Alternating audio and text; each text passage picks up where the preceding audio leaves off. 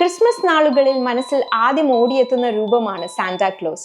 ക്രിസ്മസിന് ചുവന്ന കുപ്പായവും തൊപ്പിയും അണിഞ്ഞ് സമ്മാനങ്ങളുമായി എത്തുന്ന സാന്റാക്ലോസ് സ്വർഗത്തിൽ നിന്ന് ഇറങ്ങി വരുന്ന മാലാഖയാണ് എന്ന് വരെ പറഞ്ഞ ബാല്യം നമുക്കുണ്ടായിട്ടുണ്ട്. യഥാർത്ഥത്തിൽ 4-ാം നൂറ്റാണ്ടിൽ തുർക്കിയിലെ തുറമുഖ പട്ടണമായ പത്താറയിലെ ലിസിയയിൽ ജനിച്ച നിക്കോളാസ് എന്ന വിശുദ്ധനാണ് സാന്താക്ലോസ് എന്ന ഇതിഹാസമായി മാറിയത്.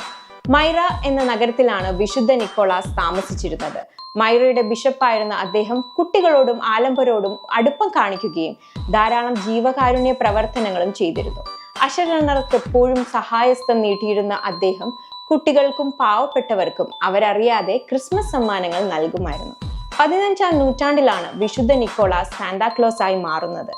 അമേരിക്കയിലെ ന്യൂയോർക്കിൽ കുടിയേറിയ പ്രൊട്ടസ്റ്റന്റ് മതക്കാർ ക്രിസ്തു മതത്തിൽ ജീവിച്ചിരുന്ന ഒരു വൈദികൻ എന്നതിനപ്പുറം നിക്കോളാസിനെ ഒരു ക്രിസ്മസ് കഥാപാത്രമാക്കി മാറ്റുകയായിരുന്നു.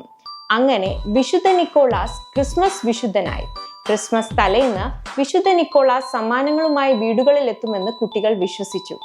ഇവിടെ നിന്നാണ് ലോകമെങ്ങും സാന്താക്ലോസ് എത്തിപ്പെട്ടത്.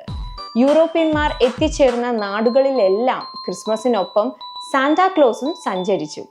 സെന്റ് നിക്കോളാസിനെ ഡച്ചുകാർ സിൻഡർക്ലോസ് എന്നാണ് വിളിച്ചിരുന്നത്. പിന്നെ അത് സാന്റിക്ലോസ് എന്നും തുടർന്ന് സാന്താക്ലോസ് എന്നുമായി മാറുകയായിരുന്നു.